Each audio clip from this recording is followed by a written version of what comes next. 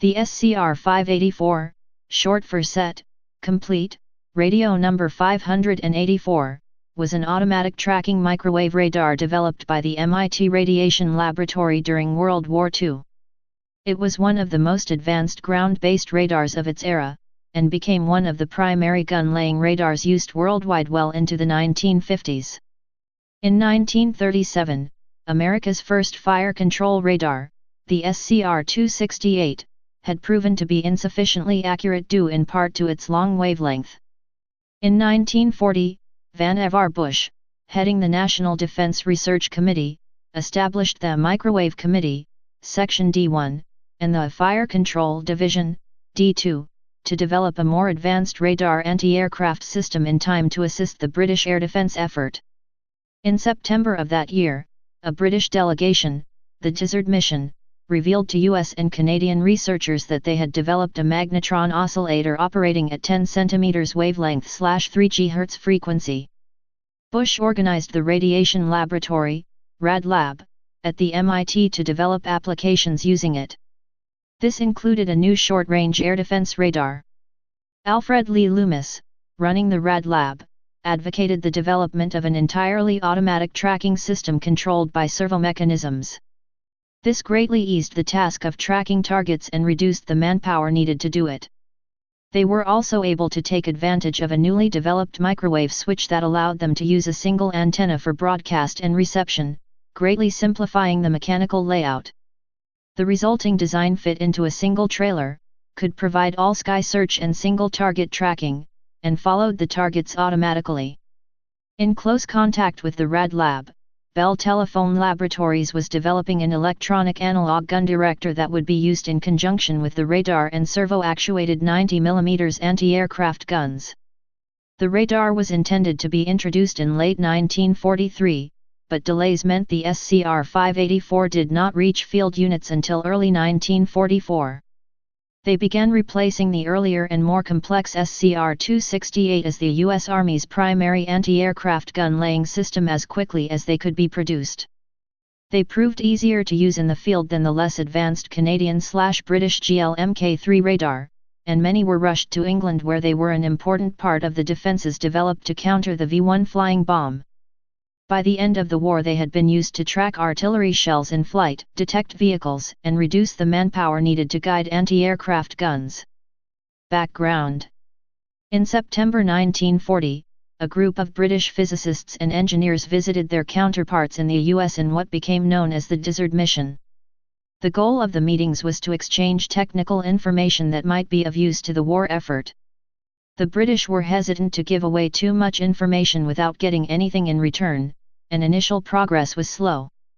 When they moved on to the topic of radar, the British team was surprised to learn that the US was in the process of developing two systems similar to their own existing chain home, the Navy's CXAM and the Army's SCR 270.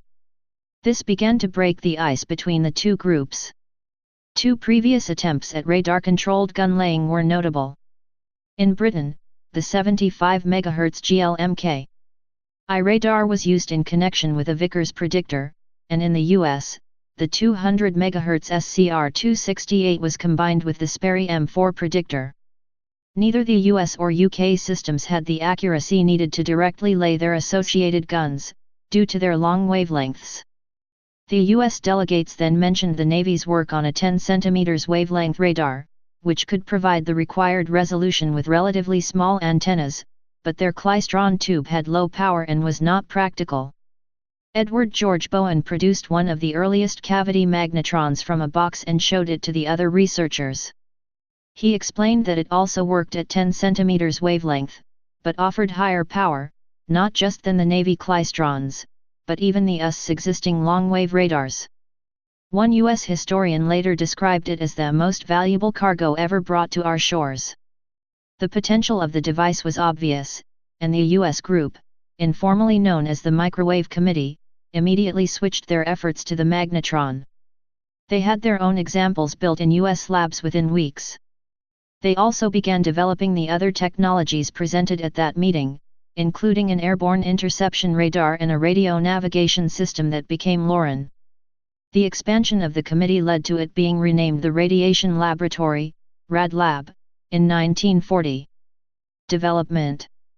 A formal proposal for a SCR 268 replacement was made by the Signal Corps in January 1941, by which point the Rad Lab had already formed what they knew as Project 2 to develop this advanced gun-laying radar. MIT proposed an advanced system with automatic search, tracking and the ability to directly aim the guns. This was a field MIT was particularly knowledgeable in due to work in their servomechanisms lab. At the same time, British and Canadian teams began work on versions of a simpler system that they hoped to deploy by 1942, the GL-MK3, which was a microwave version of the earlier lobe-switching VHF radar sets. The Radiation Lab kept in close contact with the Canadian team during these developments. The Rad Lab team, overseen by Lee Davenport, had a prototype radar system running in April 1941.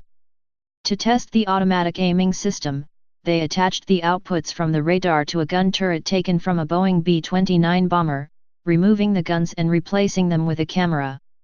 A friend then flew his light plane around the area while the camera periodically took photographs, and on May 31 the system was able to accurately track the aircraft. Work then started on making the system suitable for field use, mounting the entire system in a single trailer with the 6-foot antenna on top. Known as XT-1, for Experimental Truck 1, the system was first tested at Fort Monroe in February 1942. Work also started on a suitable gun-laying computer that could use electrical, as opposed to mechanical, inputs for pointing data. Bell Labs delivered an analog computer known as the M9 Director for this role.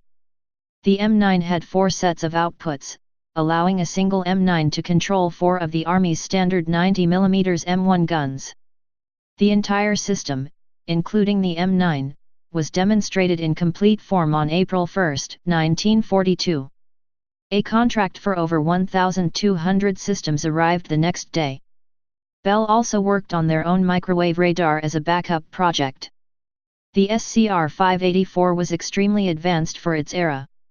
To achieve high accuracy and measure both azimuth and elevation with one antenna, it used a conical scanning system, in which the beam is rotated around the antenna's axis to find the maximum signal point, thus indicating which direction the antenna should move in order to point directly at the target. The idea was proposed by Alfred Loomis, the director of Section D1 of the National Defense Research Committee. In October 1940, it was adopted for the wholly automatic tracking radar project. Conical scanning was also adopted in 1941 for the Navy's 10 cm fire control radar system, and it was used in the German Würzburg radar in 1941.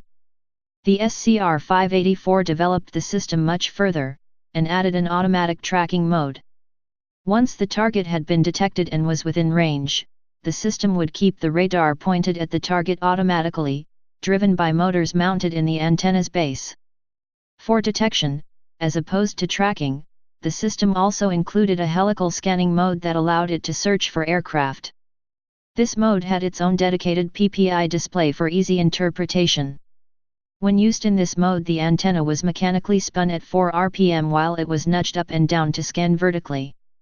The system could be operated at 4 frequencies between 2700 and 2800 MHz, 1011 cm wavelength, sending out 300 kW pulses of 0.8 microseconds in duration with a pulse repetition frequency, PRF, of 1707 pulses per second.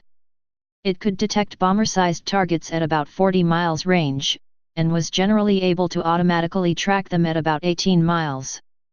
Accuracy within this range was 25 yards in range, and 0.06 degrees, 1 mil, in antenna bearing angle. See Table SCR 584 Technical Characteristics.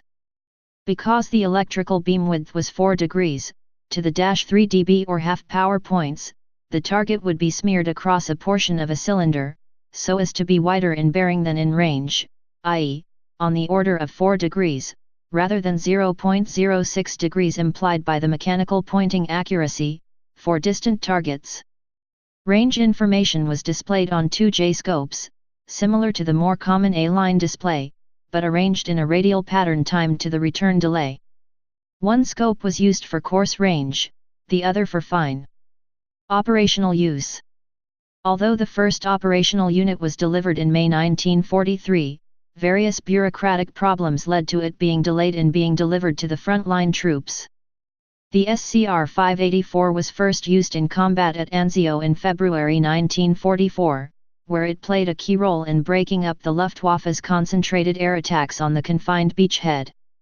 The SCR 584 was no stranger to the front, where it followed the troops, being used to direct aircraft, locate enemy vehicles. One radar is said to have picked up German vehicles at a distance of 26 kilometers, and track the trajectories of artillery shells, both to adjust the ballistic tables for the 90mm guns, and to pinpoint the location of German batteries for counter-battery fire.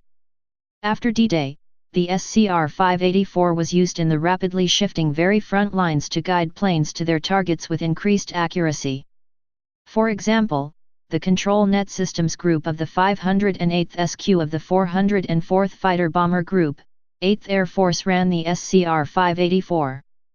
From July 14, 1944 until October 27, 1944 they were attached to Sector 1 COA, 555th SIG Aircraft Warning Battalion and served in fluid, forward positions. The SCR 584 was so successful that it was adapted for use by the United States Navy. CXBL, a prototype of the Navy version, was mounted on the carrier USS Lexington in March 1943, while the production version, the SM, built by General Electric, was operational on the carriers USS Bunker Hill and USS Enterprise by October 1943. A lighter version of the system was also developed, the SCR 784. The only real difference was that the new design weighed 12,000 pounds, whereas the original was 20,000. Davenport waterproofed a number of the radar sets so that they could be carried aboard the Allied Armada launching the Normandy landings on D-Day. Automatic gun laying, using, among others, the SCR 584 radar, and the proximity fuse played an important part in Operation Diver, the British operation to counter the V-1 flying bombs. Both of these had been requested by AA Command and arrived in numbers, starting in June 1944, just as the guns reached their free-firing positions on the southeastern coast of England. 17% of all flying bombs entering the coastal gun belt were destroyed by guns in the first week on the coast. This rose to 60% by August 23 and 74% in the last week of the month, when on one extraordinary day 82% were shot down.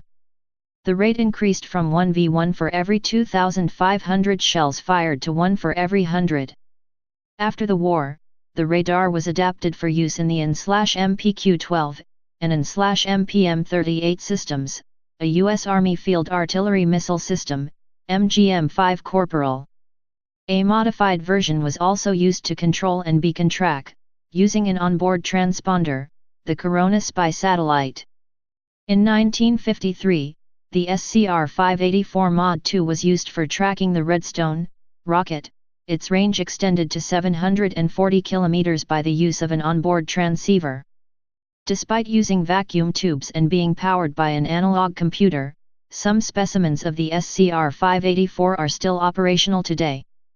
In 1995, the first Doppler on wheels, DOW, radar adapted the MP61 pedestal from an SCR 584 for use in a mobile weather radar. Using this pedestal, the DOWs created the first maps of tornado winds, discovered hurricane boundary layer rolls, and pioneered many other observational studies. The pedestal housed first a 6 then an 8 antenna. Later the original motors were replaced with more powerful brushless versions for faster scanning in high winds. 3 DOWs are now operated as National Science Foundation facilities by the Center for Severe Weather Research. One is found at the National Severe Storms Laboratory in Norman, Oklahoma, where the 584 pedestal is the platform for the new Shared Mobile Atmospheric Research and Teaching Radar, or SMARTR. K-83 dolly. General Electric constructed a dolly for the SCR 584, designated K-83. The K-83 was designed to attach to a semi-trailer hitch, allowing smaller vehicles to move the SCR 854. SCR 584 technical characteristics. Wavelength 10 cm. Frequency, 4 bands around 3000 MHz. Magnetron 2J32. Peak power output 250 kilowatts. Pulse width 0.8 microsecond. Pulse repetition frequency 1707 pulses per second. Antenna diameter 6 feet. Beam width to half power 4 degrees. Maximum range. PPI search 70,000 yards, 39.7 statute miles. Auto track 32,000 yards, 18.2 statute miles. Potentiometer data, artillery control, 28,000 yards, 15.9 statute miles. Minimum range 500 to 1,000 yards. Lower elevation limit -175 mils, -9.8 degrees. Upper elevation limit +1,580 mils, +88.9 degrees. Azimuth coverage 360 degrees. Azimuthal scan rate in search mode 5 revolutions per minute. Range error 25 yards. Azimuth error 1 mil, 0.06 degree. Elevation accuracy 1 mil, 0.06 degree. Power requirements 115 V, 60 Hz, 3-phase, 10 kVA maximum, without IFF. Please subscribe and thanks for watching.